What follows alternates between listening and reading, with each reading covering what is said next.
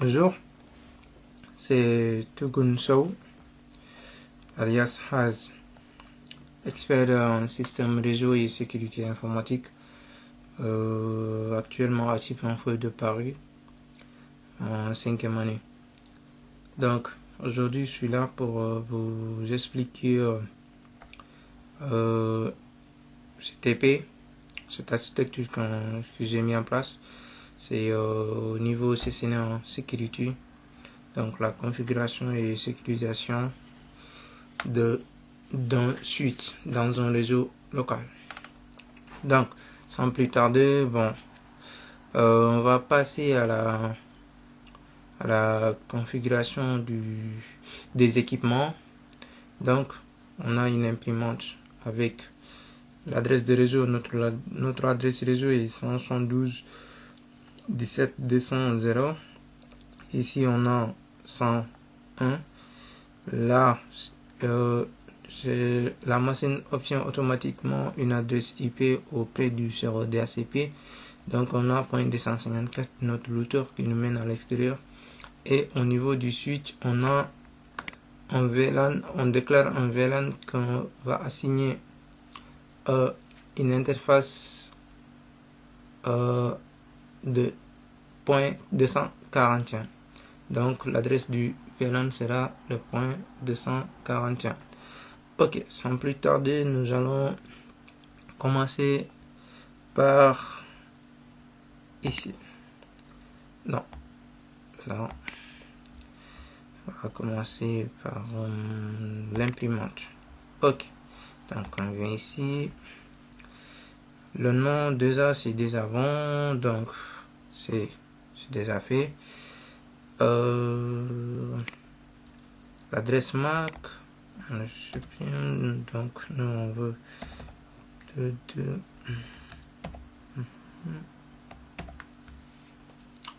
FFE, donc 6 1 31. Ok, donc l'adresse IP c'est statique, donc on fait 172.17.200.101.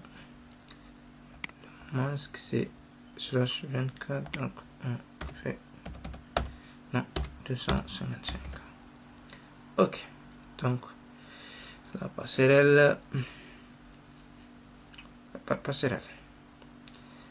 Ok, donc on l'a fait et ça y est, c'est bon. On vient au niveau du serveur. Là c'est bon, le nom c'est bon. L'adresse IP ça va. Ok, ici c'est 72.17.200.1. ok, le subnet 255. Donc c'est bon.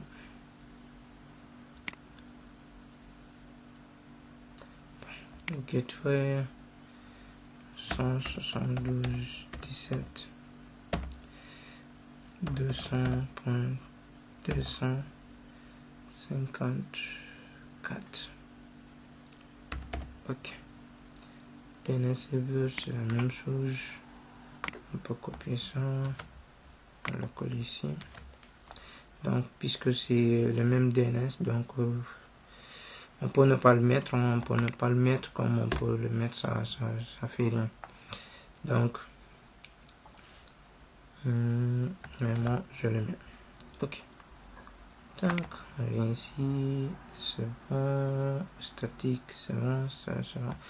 Ok, donc service, on vient au niveau du service. Ce qu'on peut faire c'est de DHCP et le DNS. Donc DHCP et le DNS. Ok.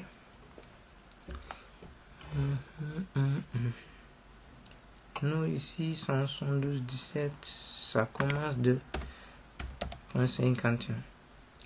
Voilà. Donc ici on met 49, ça dépend de nous, ça dépend de toi. Ok, on active le service. Default gateway, on met ça. 172.17, ok, c'est bon. Donc je vais au pool, ok, ça va. Et on met add. Non, pool name. Pool name, ça existe, ok, je sais pourquoi. Parce que normalement on doit faire ça. Et on fait ça, ok. Donc on fait ça, ça dépend. Comme ça. Ok. Pour les siens, ça dépend. Et moi je mets 49. Ok. Donc on n'a pas de WLC, ni un seul TFTP, etc. On ajoute. Attends. Pourquoi? Ah, ok, je vois. Parce que normalement je dois faire save. Ok. Là. Parce que ça existe déjà, donc c'est bon. Notre adresse de départ c'est 51, donc de 51 jusqu'à 254 pour attribuer. Donc on met save. Ok. Donc voilà. Default gateway c'est ça. DNS server c'est ça. Donc adresse IP de départ c'est ça. Le submit c'est ça. Donc max user c'est 49. Ok. Vous pouvez laisser la valeur par défaut du max user. Ça dépend de ce que vous voulez faire. Donc on vient au niveau du service DNS. Service DNS. Ok. Donc on met name. Le name c'est call-pr-01. L'adresse c'est quoi? L'adresse c'est 172.17.200.101. Ok, donc c'est un record, mais add. Bingo. Ok, donc on met call PRT. Donc le routeur RT c'est le 1. On met 172.17.254. Ajouter. Ok, donc on fait pour le serveur SLV SLV01. Ok, donc 172.17.201. Ok, mais add. Ok, on met pour le switch. Ok, 01. Switch, donc record c'est 172.17.200.241. Ok. Ah, ok, parce que j'avais mis 2 points. Ok. Donc j'active ça. Donc j'ai au niveau du DNS, c'est déclaré non les 4 équipements. Donc en mode record et avec leurs adresses. J'ai fait la résolution de nom. Ok. Donc c'est bon avec le DNS. Ok, donc après le DNS, call printer c'est bon, donc on a déjà avec la passerelle. Bon, ici bien sûr on peut mettre la passerelle. Default gateway. On met la passerelle. Donc le nom du DNS. Le DNS, l'adresse du DNS, on le met, pas de souci. Ok. Non. D'accord, je viens ici. Là. Donc ici, normalement, on le met à... Ok, donc ça va. Le serveur, on voit bien que le serveur DHCP lui fournit 172.200.51. Donc c'est l'adresse de départ, c'est-à-dire la place de distribution, ça commence par 51. Donc on voit bien que la passerelle c'est .254. Le nom de le DNS c'est le 254 aussi. Donc c'est bon. Ok, donc configuration du commutateur, c'est-à-dire le switch. On fait ça. Ok. Ok. Conf. Ok. D'abord, on va renommer le switch. Hostname. C'est call -sw 1. Non, 01. Ok. Donc, ok, donc, c'est bon. Et on désactive la résolution de IP domaine, la résolution de nom de DNS, c'est-à-dire nom IP domaine. Lookup, on le désactive. On active le chiffrement de type 7 en main service. Ouais, c'est ça. Main service, password, encryption, ouais. Ok. Donc, on configure la bannière. MOTD. Donc, c'est ça. Par exemple, les accès sans autorisation sont interdites.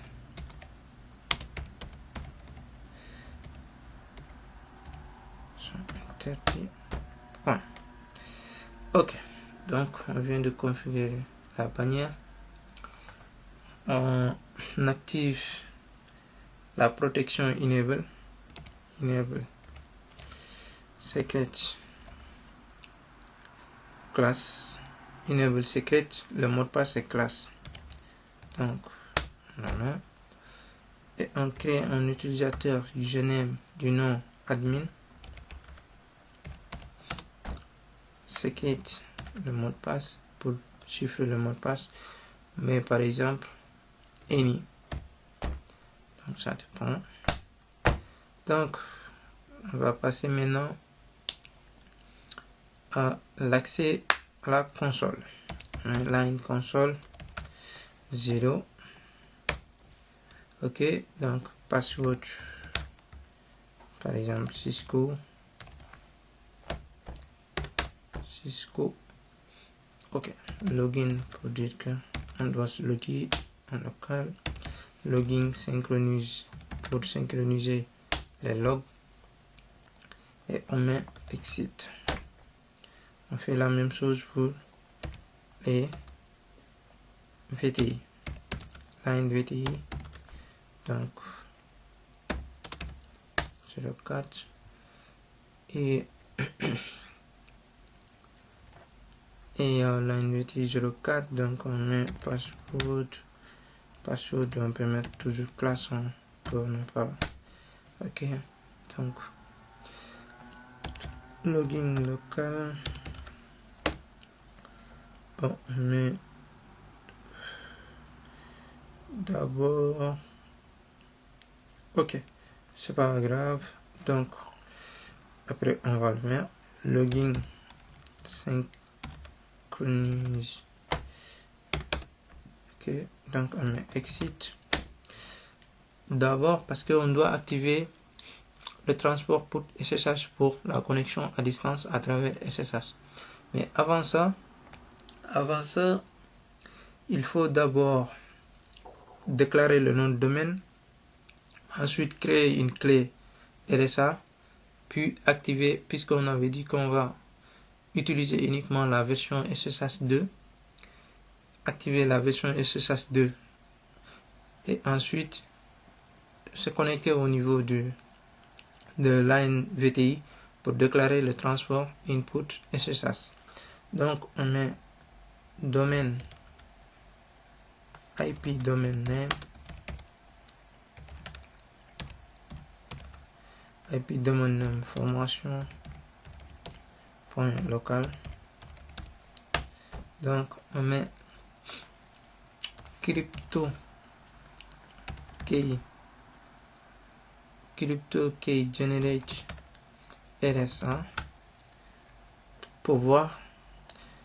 Ici normalement c'est pas au niveau de paquet tracé, mais au niveau de DNS3 on peut mettre modulo directement, on utilise le modulo. Donc je sais pas si voilà, donc au niveau de paquet tracer il n'y a pas l'option modulo, du coup on met crypto key generate RSA et maintenant il nous propose d'indiquer le module à utiliser. Donc nous c'est 1024. Donc on active la version SSH 2, IP SSH version 2, ça va. Donc on se place au niveau du VTI, line VTI 04 pour dire transport input SSH. Ok, et on met exit. Ok, donc maintenant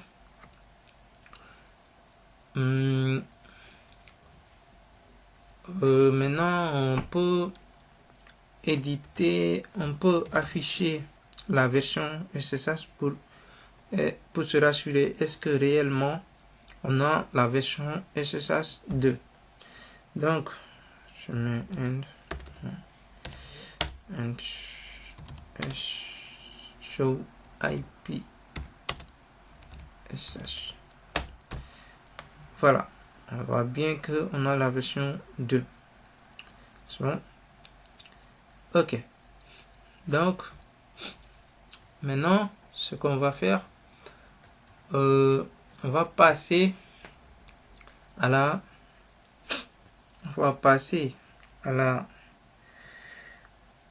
création du VLAN 200 et on va renommer le VLAN, ensuite déclarer la passerelle, assigner le VLAN à une interface. Ok, donc de ce fait on met conft VLAN 200. Ok, donc name, on met gestion, par exemple gestion IT. Ok, donc c'est bon. Exit. Maintenant il y a une, en fait, un conseil que Cisco donne toujours dans ses rapports. Je sais pas. Bon, de toute façon, le VLAN 1, même si c'est le VLAN natif par défaut, on ne l'utilise pas en mesure de sécurité. Par mesure de sécurité, le VLAN 1, on ne l'utilise pas. Parce que tout le monde sait que le VLAN 1 est le VLAN par défaut. Il est créé par le système et il est ni modifiable ni supprimable. Donc, si, par exemple, dans une entreprise, on utilise le VLAN 1 et qu'un pirate, un man in the middle, par exemple, c'est automatiquement, il peut dire, ah tiens, ça, c'est le VLAN 1 qui est configuré ici. Automatiquement, il peut s'intégrer au niveau du réseau et faire ces trucs. Donc, par mesure de sécurité, Cisco le dit dans ses articles partout, Le VLAN E1, on le désactive. À chaque fois, on le désactive. Donc, on met... on fait interface VLAN 1, no IP address and so down. Interface VLAN 1, donc no IP address and c'est down. C'est bon. Ok. Donc, on assigne à l'interface VLAN 200 une adresse IP. Interface VLAN 200. Ok.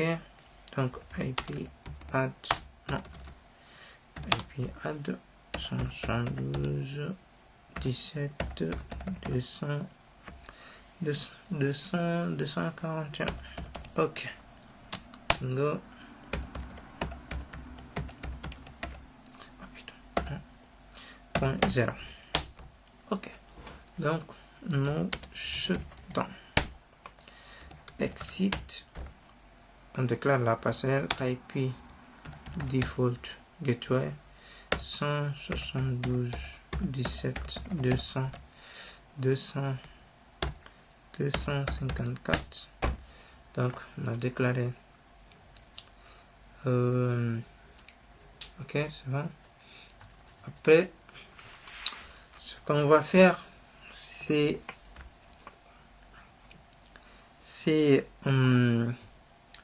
de désactiver tous les ports non utilisés, c'est-à-dire du port 1 au port 24.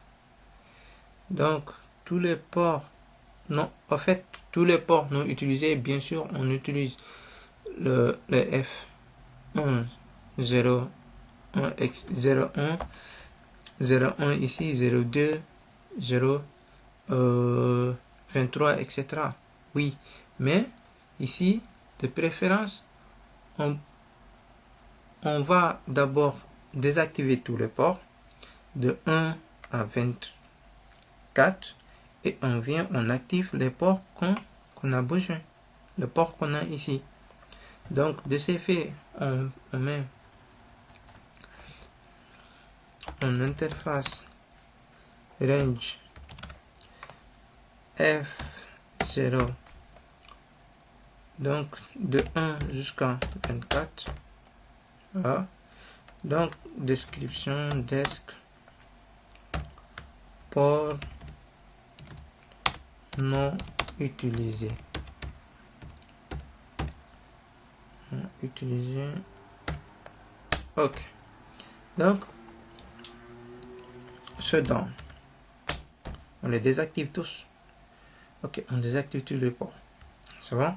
Donc, on a exit sur interface SIGA 0 1 à 2. Non, interface. Ok, non, interface, oui, range. Ok, excusez-moi. Ok, donc, desk port non utilisé.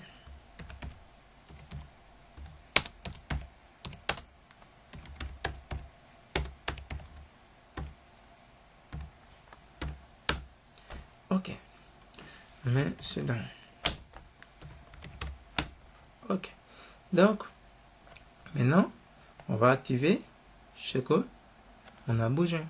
Les ports qu'on nous a besoin pour notre infrastructure. Si vous voyez ici, tous les ports sont en down, donc ils sont en rouge. Ok, ne vous inquiétez pas, on va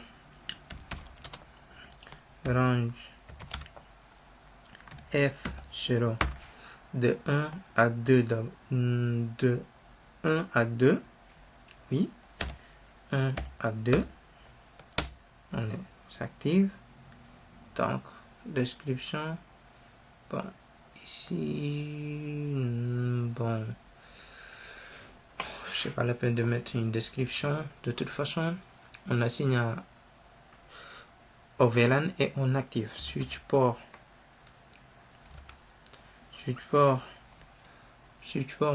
access VLAN ou bien mode access, etc. Access VLAN 200. Switch port mode access, on met access. Ok, donc on met no shutdown pour activer. Bingo. Donc nos ports sont activés, le port 1 et 2 normalement c'est activé. Donc de ce fait, on peut maintenant venir mettre une description pour chacun de ces ports. Exit, donc on met interface F01 description. La description elle est facultative, donc c'est pas une obligation, c'est juste indiquer le chemin. Code LT01.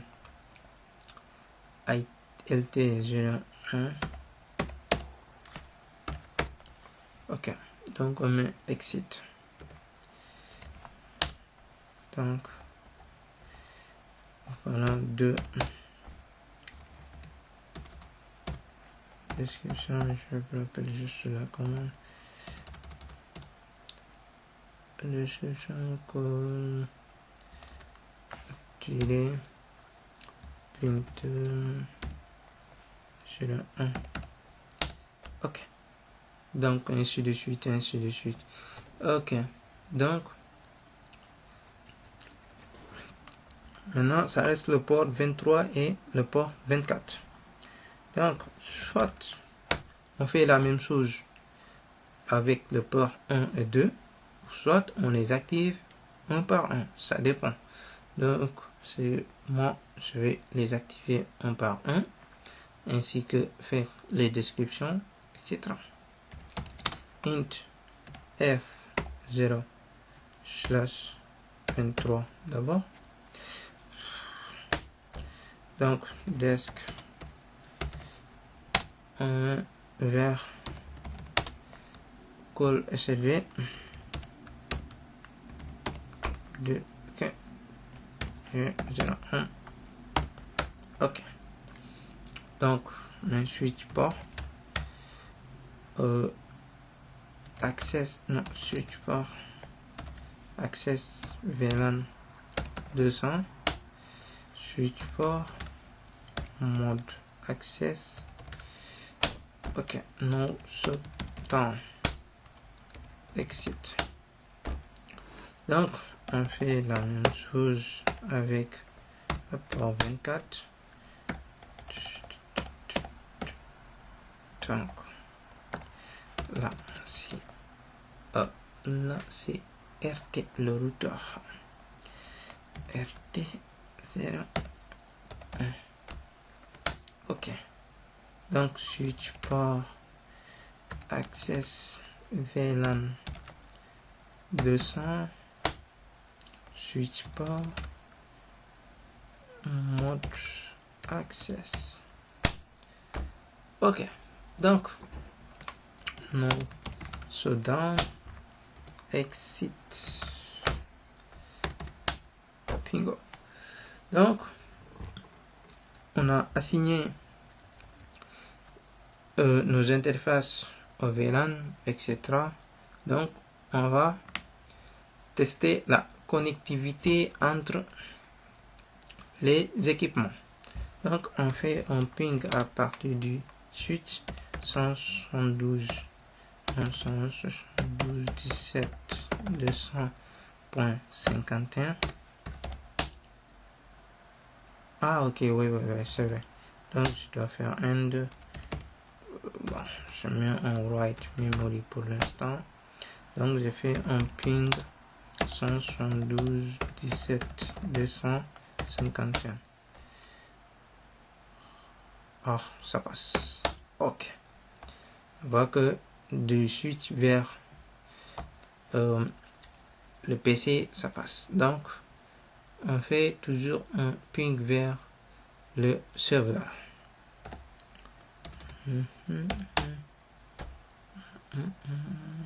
Ça passe. Bingo, ça passe, on voit que ça passe. On fait un ping vers l'imprimante.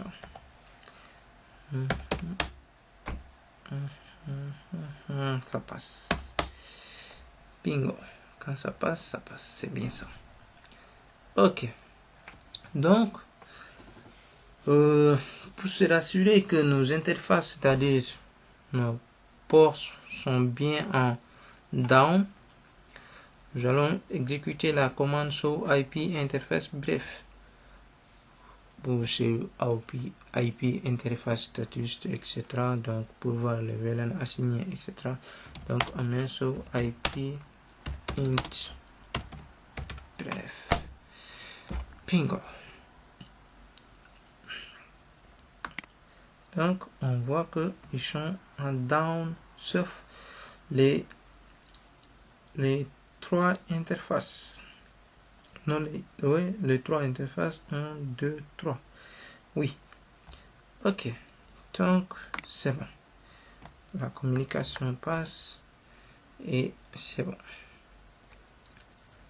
Maintenant, ce qu'on doit faire, c'est d'aller au niveau du PC. Donc, essayer avec Telnet d'abord.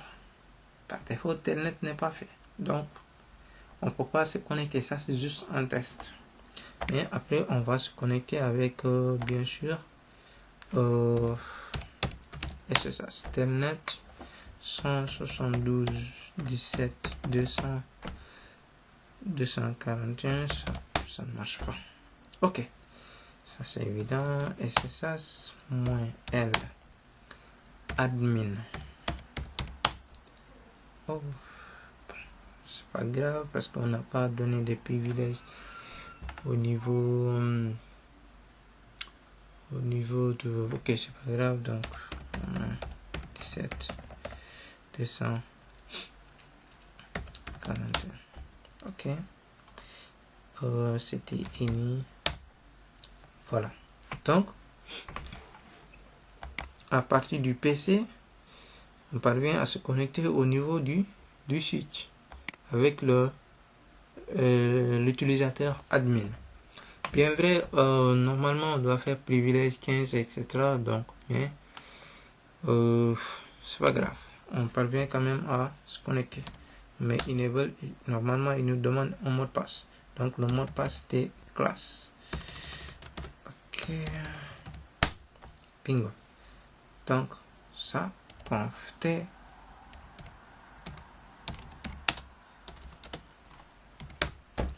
Ok. On voit que au niveau de ce PC, on parvient à se connecter sur le switch. Ok. Donc, on fait ça, on ferme tout.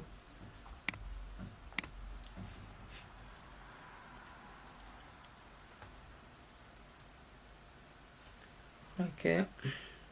Maintenant, ce qu'on va faire, c'est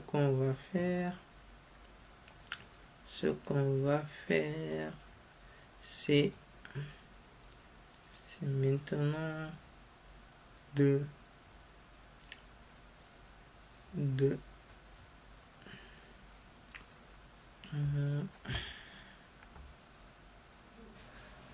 ok, maintenant il reste à, par exemple, interdire la connexion de tout autre périphérique que l'imprimante au niveau du port 2.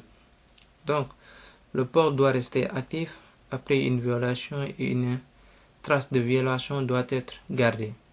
Il faut utiliser l'adresse MAC de l'imprimante de ce fait. Donc, ce qu'il veut dire, c'est-à-dire tout autre équipement, par exemple, qu'on tente de communiquer avec ce port, ne passe pas. Donc, on va utiliser l'adresse MAC de l'imprimante pour assurer que seule l'imprimante peut émettre et recevoir des informations au niveau du port 2. Et faire la même chose aussi au niveau du port 1 pour le PC de l'IT pour le management.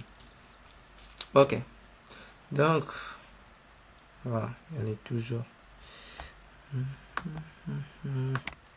ok.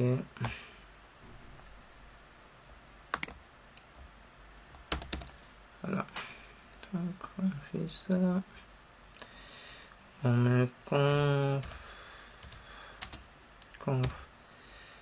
t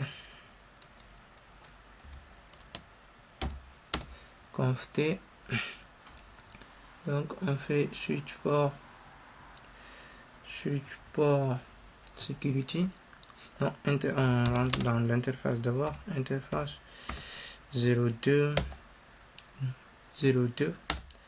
donc on met switch port security, non, switch port security, on le déclare d'abord, on met switch port security MAC adresse,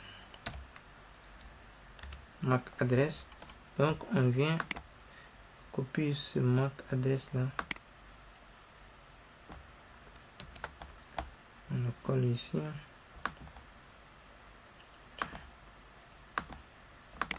ok, on le colle ici, paste, ok, entrée, et on déclare que seule l'imprimante peut se connecter sur ce port, seule l'imprimante. Donc pour security maximum 1. Ok, switch port security violation shutdown, exit. Donc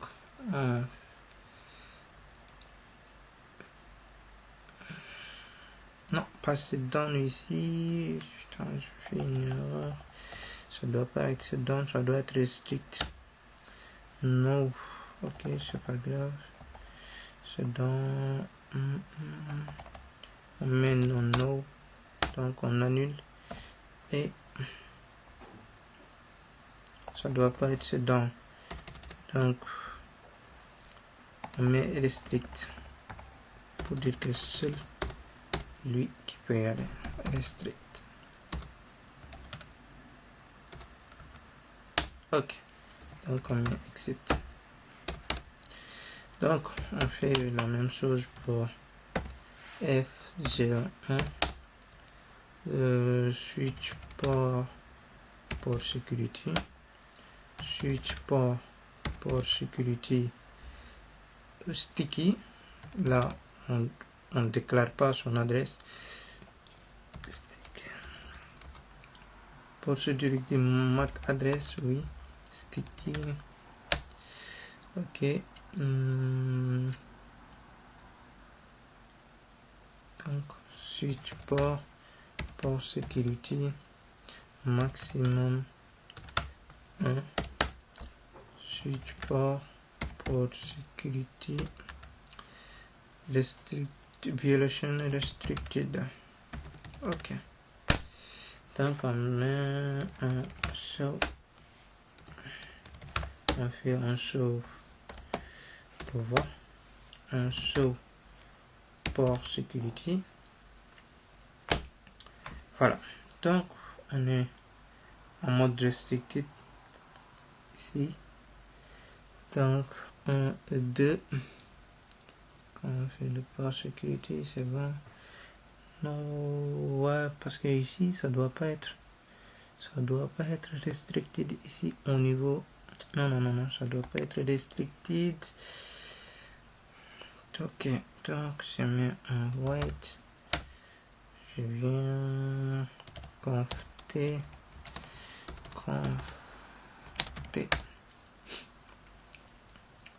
mais interface F02, donc no switch port security, port security violation restrict,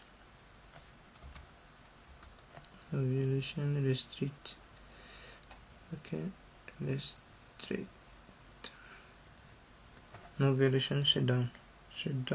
Donc je mets shutdown. Ok, donc je mets, ah ok, c'était ça. Donc c'est l'autre que je dois mettre en, c'est l'autre que je dois mettre en shutdown, c'est ça. Donc on met shutdown. Just click. Ok, c'est bon. Exit. Mais int f c'est ici. No switch port security violation restricted. Donc je mets un switch port security violation shutdown. Exit and donc je mets un white et je mets un show port security. Voilà. Donc le F01 est en shutdown et le F02 est en restricted. C'est bien ça, bingo. Maintenant on va passer maintenant à l'activation du DNS snoping et du DHCP snoping. C'est quoi un DHCP snoping? C'est de filtrer les requêtes DHCP offertes dans un réseau afin d'éviter, par exemple, un serveur indésirable, un serveur DHCP indésirable dans le réseau. C'est-à-dire quoi? C'est-à-dire, on fait reconnaître que seul notre serveur DHCP peut offrir des adresses IP de manière automatique à nos équipements du réseau, à nos sortes du réseau. Et si un autre serveur DHCP est branché de manière indésirable, donc qu'il ne met pas, donc on désactive tous les ports, on les met en mode untrust, c'est-à-dire en mode non confiance. Le seul port qui sera en mode confiance, c'est le seul port que le serveur DHCP sera branché. Ça veut dire, ça évite quoi? Un man in the middle peut utiliser un serveur DHCP et brancher au niveau du réseau, se connecter au niveau du réseau afin de faire des requêtes ARP spoofing. C'est-à-dire c'est une autre méthode d'attaque, de piratage, etc. Donc, le DHCP snoping permet d'éliminer tout serveur DHCP indésirable dans le réseau. Ok, donc de ce fait, on fait conf t. D'abord, l'IP DHCP snoping. Ok, donc on assigne l'IP DHCP snoping au VLAN. IP DHCP snoping VLAN 200. Ok, donc le serveur DHCP est branché au niveau du port 23. Donc on doit se connecter au niveau, on doit être dans l'interface port 23 pour dire que c'est le seul port qui est autorisé. C'est le seul port qu'on a confiance qu'un serveur DHCP peut émettre. Et ce port n'est rien d'autre que le port qui relie notre serveur DHCP au réseau. C'est tout. Donc tout autre port, par exemple, qui reçoit des requêtes DHCP offer, sont éliminés par défaut. Ok, donc on met interface F023. Ok, donc un IP DHCP snoping trust. So, IP DHCP snoping limit rate 80. Ok, et on met un exit. Donc vérifions que le serveur le service DHCP Snoping est bien activé. Mais on show IP DHCP Snoping. Ouais. Donc, on est bien d'accord. Le port reste c'est yes. Donc, 80 limit rate. On a au niveau du port 23. Donc, c'est bien lui. Donc, c'est bon, c'est fini.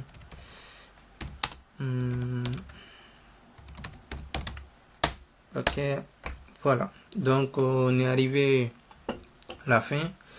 Pour le DHCP Snoping, bien vrai que on a une méthode qui permet de filtrer les requêtes du DHCP offer, mais l'inconvénient est quoi?